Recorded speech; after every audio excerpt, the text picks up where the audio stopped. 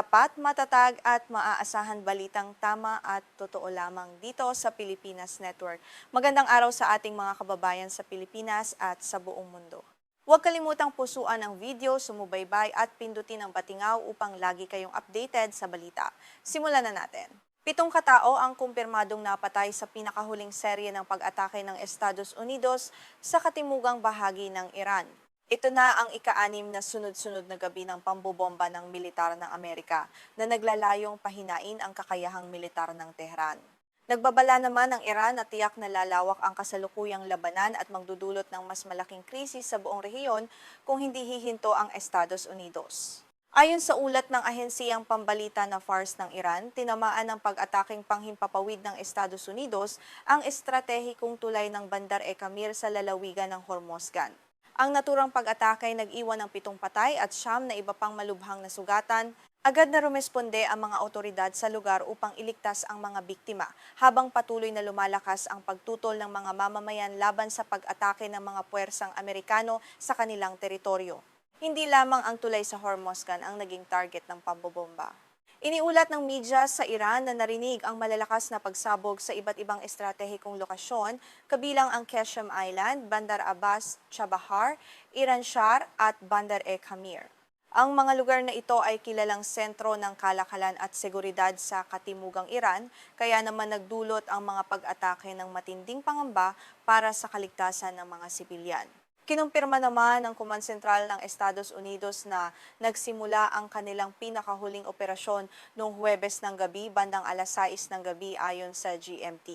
Inilarawan ng militar ng Estados Unidos ang mga pag-ataking ito bilang mahalagang hakbang upang tuluyang mapahina ang kakayahan ng militar ng Iran. Ayon sa Washington, ang kanilang mga target ay mga infrastrukturang ginagamit umano ng Iran upang magsagawa ng mga agresibong hakbang sa karagatan. Ang mga bagong pag-ataking ito ay naganap ilang araw lamang matapos magbanta si Pangulong Donald Trump ng Estados Unidos na aatakihin ang mga infrastruktura ng Iran. Ipinapakita nito ang matinding panganib na kinakaharap ng kasunduang nilagdaan ng dalawang bansa noong nakaraang buwan. Parehong inaakusahan ng Washington at Tehran ang isa't isa ng paglabag sa memorandum ng pagkakaunawaan na nagbunga ng mabilis na paglala ng tensyon sa nakalipas na linggo. Bukod sa mga pag-ataking panghimpapawid, naglunsad din ang operasyon ang militar ng Estados Unidos sa karagatan. Ayon sa Command Central, hinarang ng kanilang mga puwersa ang 3 barkong pangkalakalan na nagtangkang umiwas sa ipinatutupad na pagharang sa Gulf of Oman. Isang barko ang napilitang huminto matapos itong tumangging sumunod sa babala, habang ang isa pa ay sapilitang pinasok at siniyasat ng mga sundalong Amerikano upang matiyak na wala itong dalang kontrabando. Dahil sa lumalalang sitwasyon, iniulat ni Axel Zaimovic ng Al Jazeera mula sa Doha, Qatar, na mabilis na pinalalakas ng mga bansa sa Gulpo ang kanilang mga depensang panghimpapawid. Itinataas na rin ang antas ng kahandaan ng militar sa paligid ng mahahalagang infrastruktura. Sa panahong ito ng kawalan ng katiyakan, walang bansang nasa rehiyon ang nais na maging kampante sa harap ng banta ng biglaang pag-atake mula sa magkabilang panig. Kabilang sa mga bansang nakararanas ng matinding tensyon kamakailan ang Qatar, Jordan at Bahrain. Inihayag ng pamahalaan ng Qatar na matagumpay nitong naharang ang isang misil mula sa Iran noong Biyernes. Gayunman, isang batang naiulat na nasugatan dahil sa mga tipak mula sa sumabog na misil. Ipinapakita nito na nagsisimula na ring maapektuhan ng labanan ang mga inosenteng sibilyan sa labas ng Iran. Bilang tugon sa mga pag-atake ng Amerika, naglunsad naman ng pagganti ang Islamic Revolutionary Guard Corps o IRGC ng Iran. Inangkin nito ang pananagutan sa pag-atake sa isang base panghimpapawid na ginagamit ng mga puwersang Amerikano sa Bahrain. Ayon sa pahayag ng IRGC, ang hakbang na ito ay direktang tugon sa tinawag nitong barbarikong pambobomba ng Estados Unidos na naglagay sa panganib sa buhay ng maraming sundalo at sibilyan. Ipinaliwanag pa ng IRGC na ang kanilang pagganti sa Bahrain ay bunsod din ng naunang pag-atake ng Estados Unidos na nagpilit sa paglikas ng isang ospital para sa mga batang may cancer sa lungsod ng Ahaz. Binigyang diin ng Iran na hindi nito palalampasin ang anumang hakbang ng Amerika na nagdudulot ng pagdurusa sa mga mahihina at may sakit na mamamayan. Nagbabala rin ito na maaaring magkaroon pa ng mas matinding pagganti kung magpapatuloy ang mga pag-atake ng Washington. Bukod sa Bahrain, inangkin din ng IRGC ang mga pag-ataking nakatuon sa direksyon ng Kuwait at Jordan. Kinumpirma ng militar ng Kuwait na hinarap nito ang sunod-sunod na misil at mga drone mula sa Iran. Ayon sa kanilang ulat, may 32 drone na pumuntirya sa mahahalagang pasilidad ng bansa at nagdulot ng malaking pinsala sa mga ari-arian. Patuloy na nakaalerto ang mga puwersang pandepensa ng Kuwait upang maiwasan ang mas malalang pinsala. Nagbabala naman ang mga opisyal ng Iran na handa silang palawakin pa ang saklaw ng labanan. Ayon kay Brigadier General Muhammad Akraminya, tagapagsalita ng hukbo, tiyak nakakalat sa mga bagong lugar ang mga pag-atake ng Iran kung hindi hihinto ang Estados Unidos sa mga pag-ataking panghimpapawid. Nagpapadala ang pahayag na ito ng malinaw na mensahe sa pandaigdigang komunidad na seryoso ang Iran sa banta nitong palawakin ang labanan sa rehiyon. Inakusahan din ng isa pang tagapagsalita ng militar ng Iran ang Washington ng pagsira sa katatagan at seguridad ng Strait of Hormuz. Binigyang diin niya na maaring hindi na bumalik sa dating kalagayan ang sitwasyon sa estratehikong daan ng tubig na ito matapos magsimula ang digmaan. Ang Strait of Hormuz ay isa sa pinakamahalagang ruta ng langis sa buong mundo, kaya ang kawalan ng seguridad dito ay maaaring magbunga ng malawakang krisis sa ekonomiya. Ayon naman kay Ali Ahmadi, isang nakatatandang mananaliksik sa Geneva Center for Security Policy, ginagamit ng Tehran ang banta ng pagpapalawak ng labanan bilang paraan ng panggigipit sa halip na bilang agarang layunin ng militar nito. Mas kapaki-pakinabang umano para sa Iran na gamitin ang bantang ito upang pilitin ang Estados Unidos na makipag-ayos kaysa aktual itong isagawa dahil maaari itong magdulot ng malawakang pagkawasak. Ipinaliwanag naman ni Sina Azodi, isang propesor sa George Washington University, na kapwa sinusubukan ng Washington at Tehran na pilitin ang kabilang panig na tanggapin ang kanilang mga kahilingan. Nais ng Estados Unidos na bumalik ang Iran sa hapag ng negosasyon at sumang-ayon sa kanilang mga kondisyon. Samantala, nais naman ng Iran na alisin muna ng Amerika ang pagharang sa dagat bago ito makipag-usap tungkol sa anumang kasunduan. Malinaw ang hidwaan sa pagitan ng dalawang bansa dahil sa kanilang magkaibang prioridad. Nais ng Estados Unidos na mapanatili ang kontrol sa sitwasyon habang ipinagpapatuloy ang presyur militar. Sa kabilang banda, iginigiit ng Iran na hindi ito makikipagnegosasyon habang nakatutok ang baril sa ulo nito. Ang pagkabalam ng diplomasya ang pangunahing dahilan kung bakit patuloy na lumalala ang palitan ng mga misil at drone sa rehiyon. Bago pa ang mga pinakahuling pag-atake, nagbanta na si Trump na aatakihin ang mga planta ng kuryente at tulay ng Iran kung hindi ito babalik sa negosasyon. Agad naman itong sinagot ni Iranian Brigadier General Ebrahim Zolfaghari ng isang babala. Sinabi niya na ang anumang pag-atake sa kanilang mga pasilidad ay haharapin ng napakatinding pagganti laban sa mahahalagang infrastruktura ng mga kaalyado ng Amerika sa buong gitnang silangan.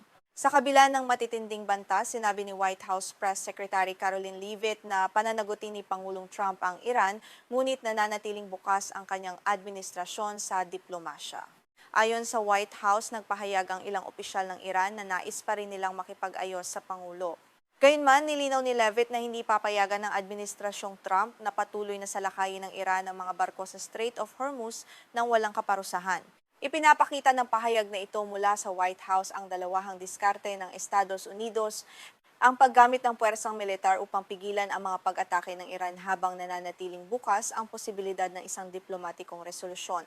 Ngunit dahil sa pagpapatuloy ng mga pag-ataking panghimpapawid, tila mas nangingibabaw sa kasalukuyan ang paraang militar. Lalo nitong pinahihirapan ang anumang pagsisikap na maibalik ang kapayapaan at tiwala sa pagitan ng dalawang bansa. Sa huli, nagpahayag ang kagawaran ng ugnayang panlabas ng Iran na wala itong planong makipag-usap sa Washington sa ilalim ng kasalukuyang mga kondisyon. Nakatuon lamang umano ang Tehran sa pagtatanggol sa bansa laban sa dayuhang agresyon.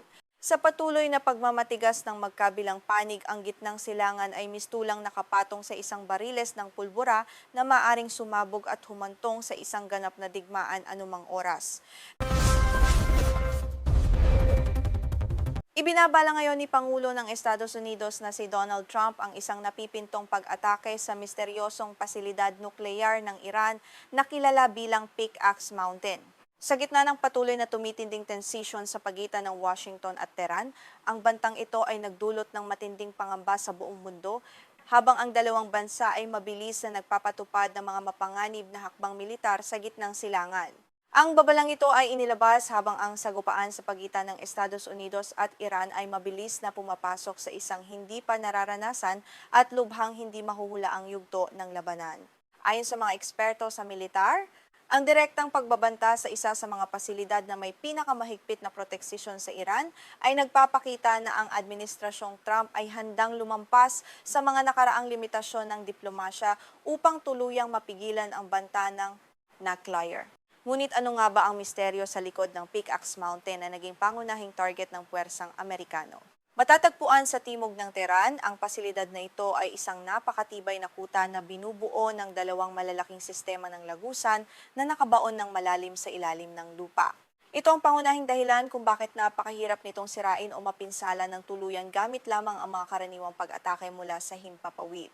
Batay sa mga ulat ng intelihensiya ng Estados Unidos, ang pasilidad na ito ay hinukay ng malalim sa loob ng bundok sa ilalim ng daang-daang metro ng solidong batong granito.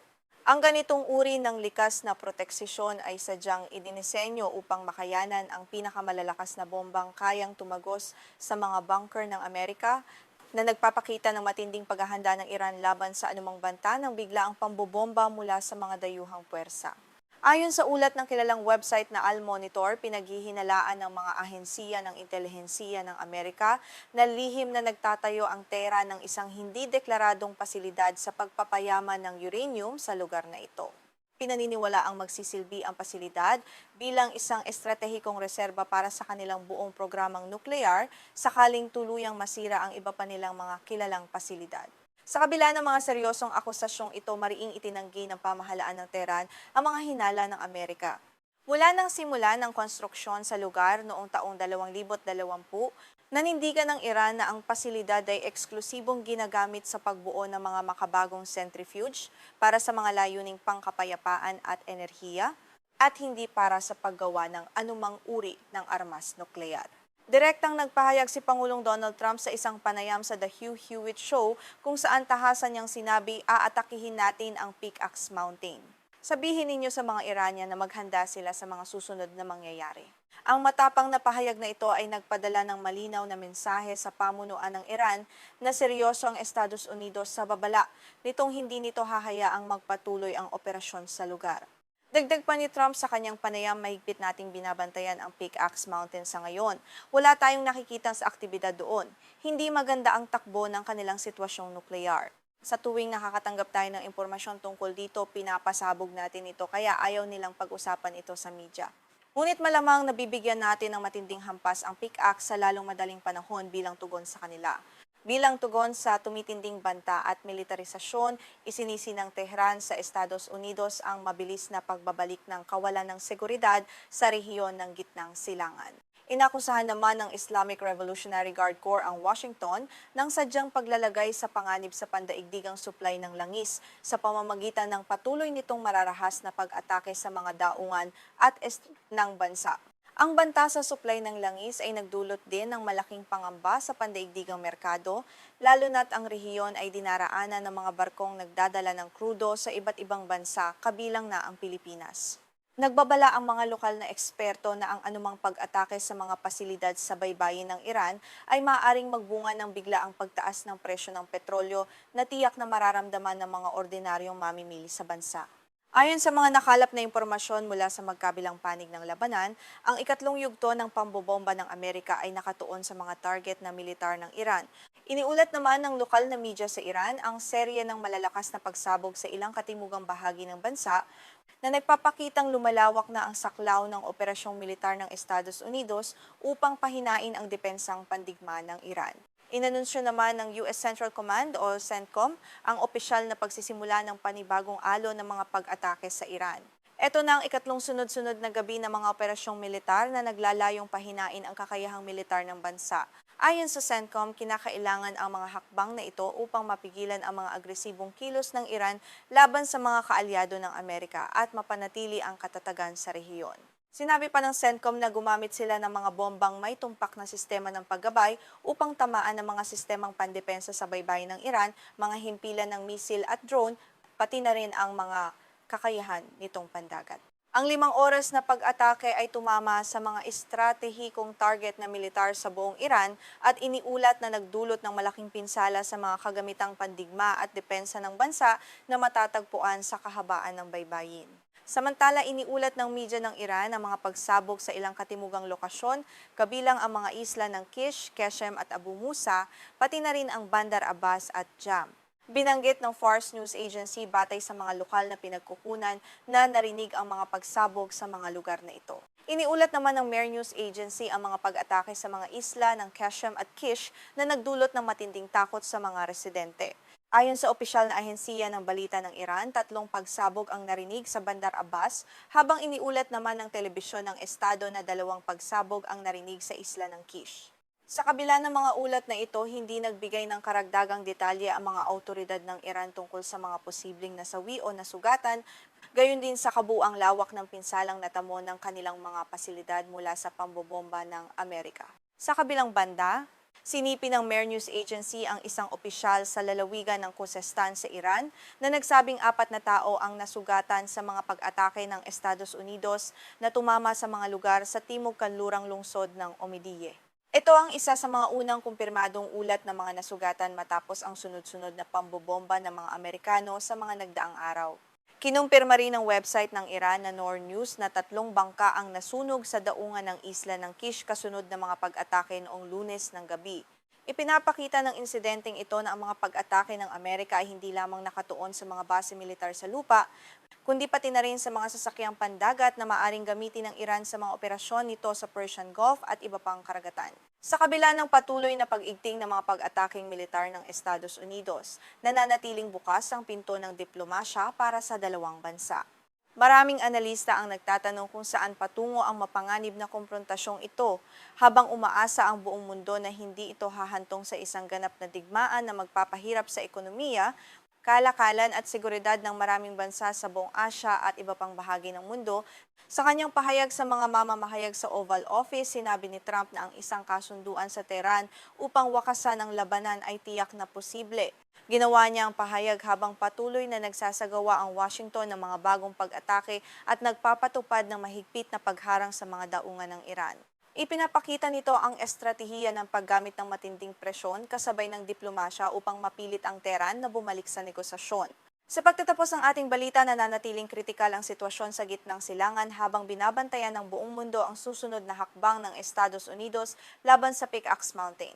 Patuloy naming susubaybayan ang mga susunod na kaganapan upang maihatid sa inyo ang mahahalagang balitang pandaigdig.